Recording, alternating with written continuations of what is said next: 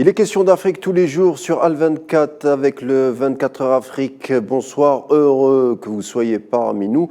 Parlons sans tarder du Soudan. En effet, le répit a été de courte durée avec des combats secouant la capitale Khartoum. La ville de 5 millions d'habitants a été réveillée par des obus très tôt ce matin et d'autres tirs d'artillerie.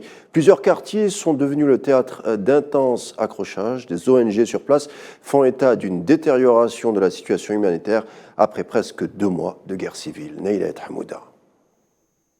Le répit a été de courte durée au Soudan. Des tirs d'artillerie et des combats de rue font à nouveau trembler Khartoum 10 minutes après l'expiration de la trêve de 24 heures. Une énième depuis le début du conflit entre deux généraux rivaux qui se disputent le pouvoir. Les Soudanais ont été réveillés ce matin par le bruit des combats d'artillerie lourde à Khartoum et à Omdurman et des tirs avec divers types d'armes ont été signalés dans la rue El Haya dans le sud de la capitale. Ce cessez-le-feu globalement respecté qui avait commencé samedi à 6h heure locale et qui a pris fin ce dimanche avait permis aux habitants de Khartoum de profiter d'un répit pour se ravitailler ou fuir la capitale. Les précédentes trêves n'ont quasiment jamais été respectées depuis le début du conflit le 15 avril. Ce dernier a conduit le pays à une grave crise humanitaire. Seuls 20% des établissements de santé fonctionnent encore à Khartoum. Les rares cargaisons d'aide qui ont pu être acheminées ne couvrent pas les immenses besoins des populations.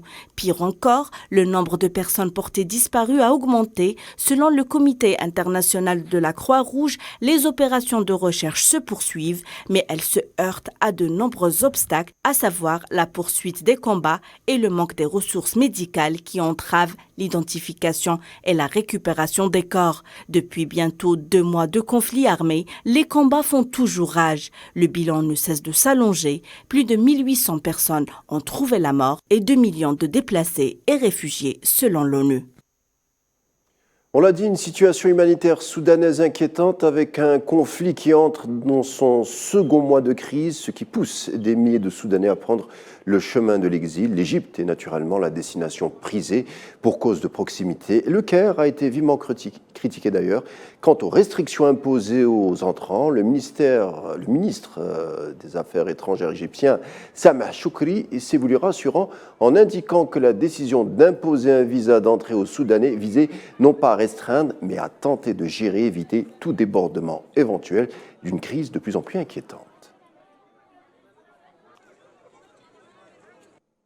Ailleurs, au Sahara occidental, l'armée populaire de libération sahraoui intensifie ses bombardements contre la soldatesque marocaine.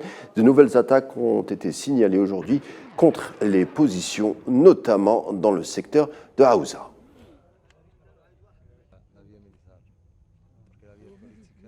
La situation au Sahara occidental au menu des discussions lors d'une séance d'information au Conseil de sécurité sur la coopération entre les Nations Unies et la Ligue arabe.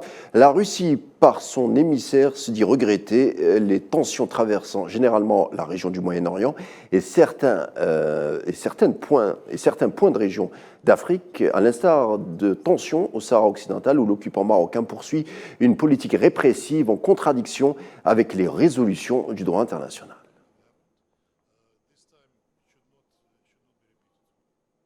Au domaine de l'énergie, ça se passe chez nous avec la réalisation d'un complexe pétrochimique à Arzeux. Le projet d'emblée important par sa surface dédiée à l'activité, s'étalant sur plus de 88 hectares pour une production près de 600 000 tonnes par an de polypropylène. La réalisation de la gigantesque structure devrait prendre, quant à elle, 42 mois. Commentaire Mohamed Ouali Ben Chaban, ici, Khereddin Batash.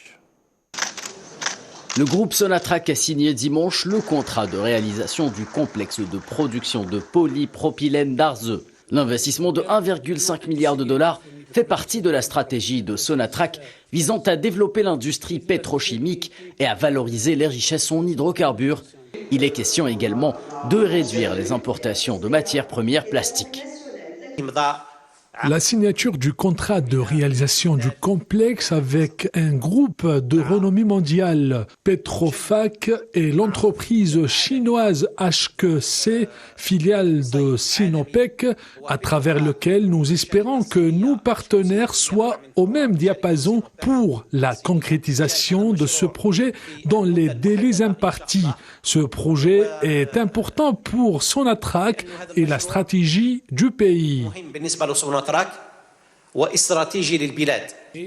La production de polypropylène attendue de ce futur complexe sera d'abord destinée à couvrir les besoins du marché domestique et à exporter le surplus sur le marché européen, asiatique, mais également américain. La création de près de 10 000 postes d'emploi directs et indirects est également prévue durant les différentes phases de réalisation du projet.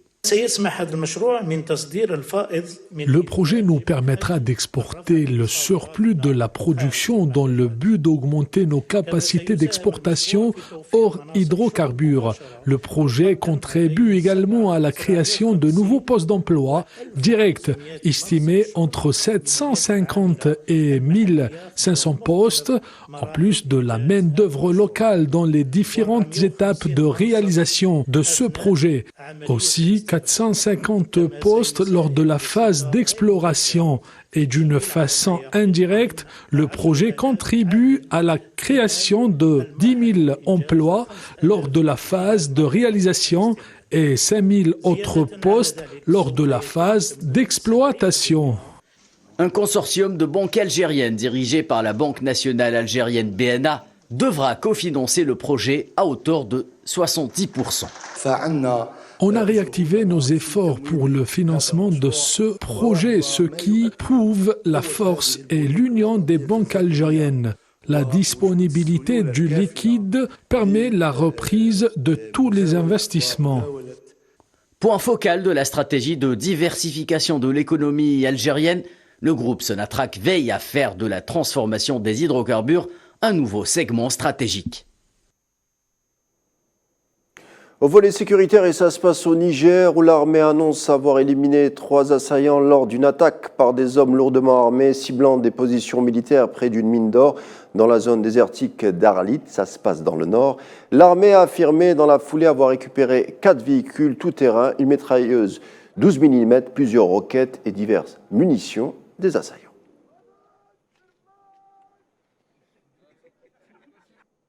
Le Mali condamne l'attaque contre le contingent de la MINUSMA survenue à Tombouctou dans le nord du Mali ce vendredi.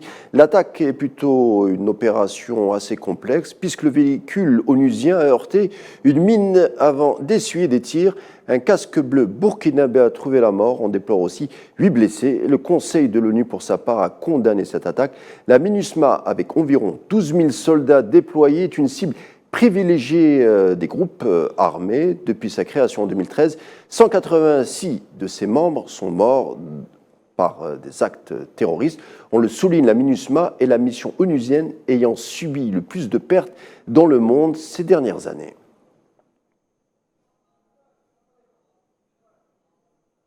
Voilà, on arrive à la fin de notre rendez-vous du jour. Tout de suite, la météo. Quant à moi, je vous retrouve demain.